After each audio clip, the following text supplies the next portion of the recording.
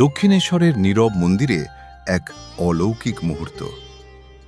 শ্রী রামকৃষ্ণ তখন সদ্য প্রধান পুরোহিত, কিন্তু দেবী দর্শন মিলছে না।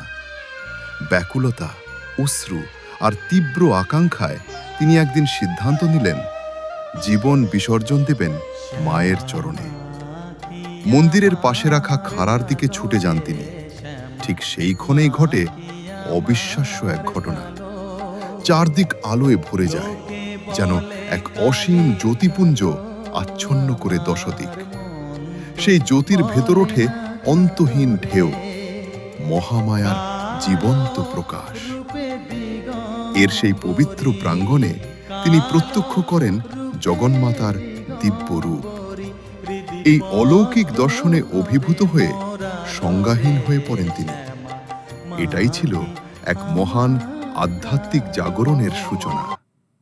বিশ্বাস, ভক্তি আর আত্মসমর্পণের এমন উদাহরণ ইতিহাসে বিরল।